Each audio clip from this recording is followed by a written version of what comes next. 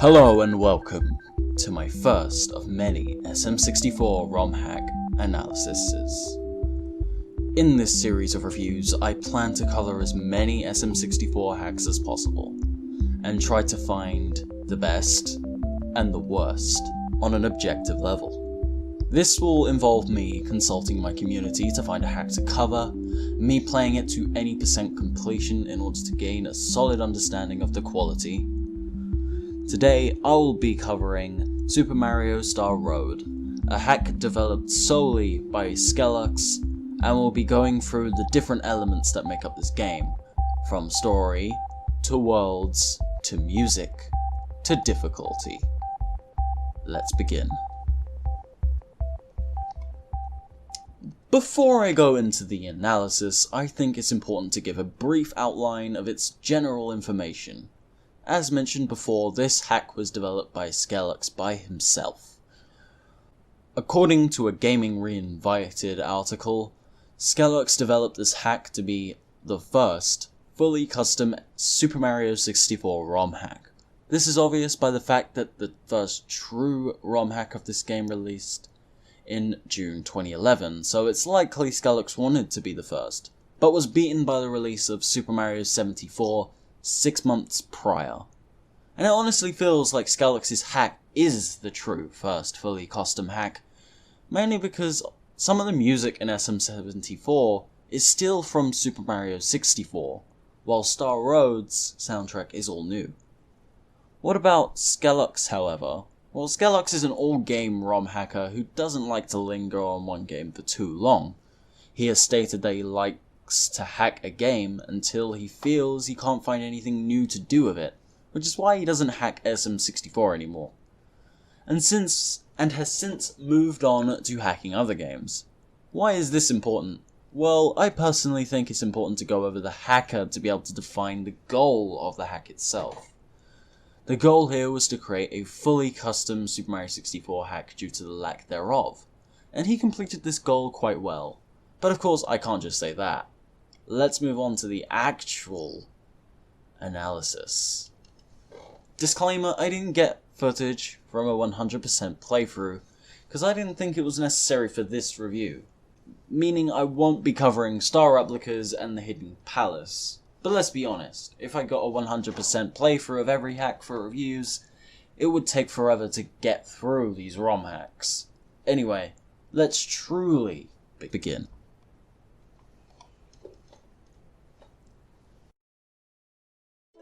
This segment will be brief. You may be wondering why I'm including story as a segment for reviews about ROM hacks of Super Mario 64, a game which has the most thin plot in any Mario game, well, 3D Mario game at least.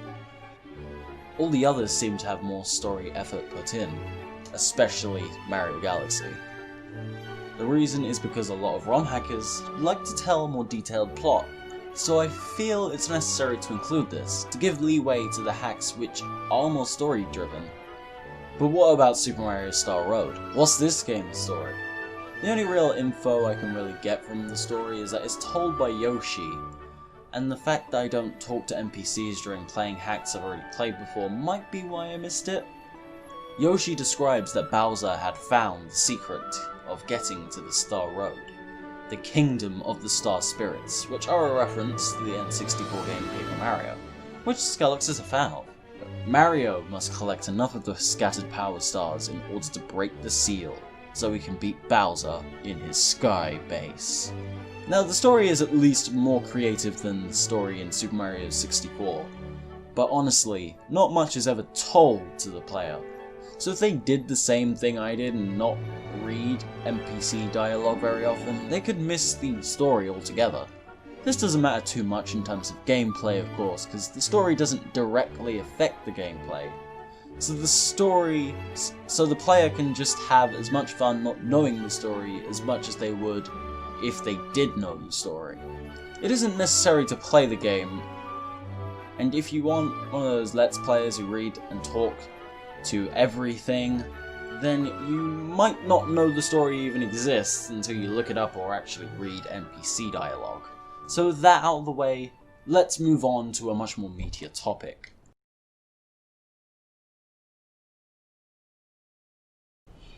Now, gameplay and world is the aspect I mostly made the footage of this game for, because well, to truly get the perspective of what I'm talking about, it helps to have the footage of what I'm talking about in the background. Speaking of which, can I not get comments about the frame rate of the footage please? I am aware that the software I use isn't very good at capturing the precise 60 FPS 4K frame rate of the games I record, but it does it decent to the point it's good for review footage. At the end of the day, it should matter what I am saying more than what you are seeing. Okay, now we have that out of the way, I'm going to give my thoughts on the gameplay of 5 different worlds, good and bad.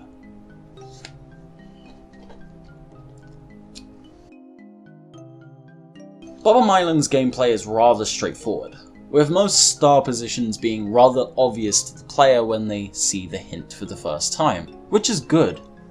This stage plays out similar to mountain levels in SM64, in which you are meant to get to the top of the level first in order to gain a general understanding of it. This means the rest of the stars are focused on going to individual sections of the level to do challenges there, with an exception of one, the red coin star, one of the many bad red coin stars in this hack. One thing I hate about red coin stars in hacks is how they're usually placed around other stars, which begs the question of why they exist, and why this doesn't play out like Banjo-Kazooie where the player is allowed to collect the main collectible and stay in the level. It's lazy. In SM64 this isn't an issue, because red coins are almost always in places where other stars are not, with many levels having individual sections for these red coins to be, so they don't disrupt the flow of the game. In Star Road, however, this isn't the case, and red coins are put in the most random ass positions, usually all over the level, with the only commendable red coin star being in colourful coral caverns, where the red coins are segregated to one section, rather than plateaued all over the place.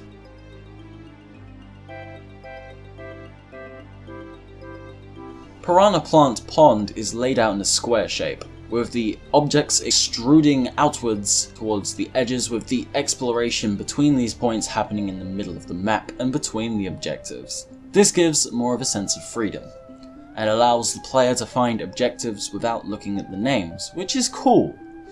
I have some negatives to point out however, like Star 6's very vague name, The Owl's Dinner Time. What does this mean at first glance? Well, the only thing that's obvious is that there is an owl, and that one star which is at the highest point in the level remains, meaning there is a connection. This is where the good design ends and the bad design begins. Firstly, why do you have to handstand on the tree to spawn the owl when in SM64 you only have to partially climb it? It's not like this is even told to the player, so why is this change present? To make the star harder? Well, it just makes it more obscure. And the fact the star hint refers to a piece of dialogue and not the actual gameplay just makes things more confusing. Everything else in the stage is fine, however, except the janky camera in the cave, I guess. But that's more of a problem with the SM64 camera itself and not Star Road, so I'll ignore it.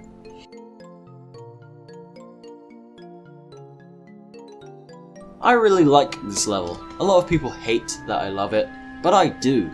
This level has a lot of cool ideas going for it, but I do understand why people dislike it. It's a hard level, sure, and it could easily be put later in the game to make it feel more in place. But it's a hard level that is well designed. This level is a level you must be careful in, so it teaches you how to control Mario more carefully by having you traverse moving platforms and small ledges, which admittedly are hard at first, but I don't have a lot of problems with them anymore. Mainly because you have to get good at these challenges, which is why I kinda like them. Also, this level is naturally hard, rather than being stupidly hard, or hard because the game failed to do what it was meant to do correctly. It's hard because it makes you learn how to control Mario in a different manner than you'd have to in other levels. And it helps, as later levels have a lot of this type of design. 2 bones I have to pick with this level, however, are 1. The entrance to the Vanish Cap level is too obscure, and requires internet conspiracy level of investigation to find. And 2, the red coin mission is bad. It's as bad as the one in Hazy Maze Cave, and it requires you to have to wait on a moving platform as it goes around the level for you to retrieve the red coins.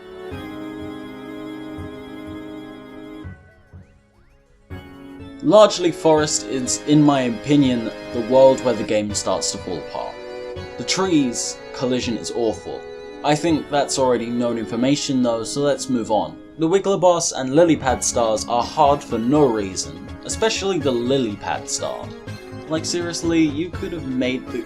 Like seriously, could you have made the collision any better on this Lilypad? Like seriously. Also, Star 6 just feels like a filler star.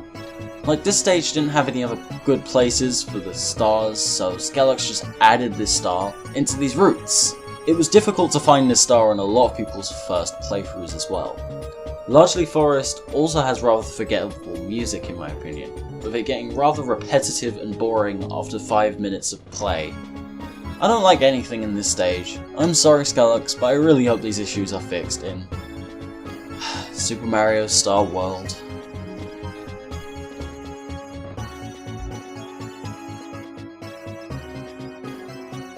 While I would love to ramble on about Mad Musical Mess right now, I would rather leave that for a separate video in my opinion. So right now let's talk about Cloud Rail Station, the second worst stage in the game. Cloud Rail Station has all the problems that Mad Musical Mess has, but to a lesser extent. It has buggy collision, stars that are hard when they really shouldn't be, platforms that are hard to platform on, and honestly some clever ideas, not gonna lie. But still, there is one issue here that I am not going to mention, because it would just be beating a dead horse. Bees! The bees are horrible. Cloud Rail Station also has an annoying music choice. My least favourite song in Super Mario Galaxy. The song for Honey Hive. And just like Large Leaf's song, it drones on, and gets old after a while. Once again, this is a stage I'm looking forward to seeing fixes for in the remake. Overall, the gameplay and worlds in this hack are mixed. Some of them are good, some of them are on the weaker side, but with that out of the way, let's move on to the most gratuitous part of any hack, the difficulty.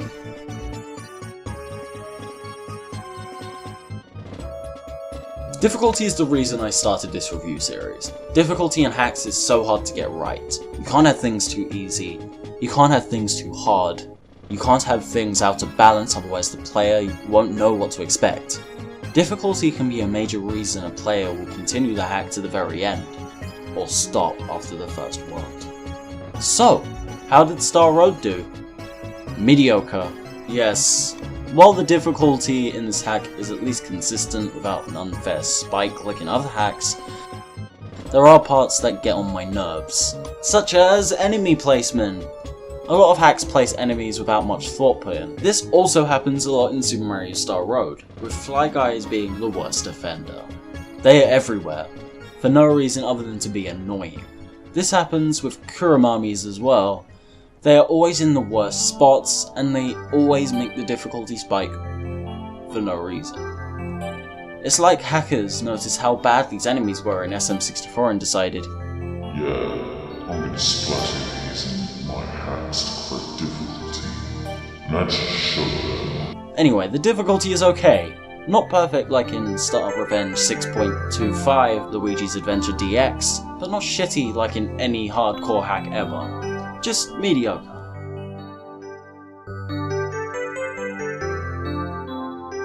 This topic doesn't need much, because like Story, it doesn't affect the quality of the hack too much, unless the collision is god-awful or something. Anyway, how is the presentation in this hack?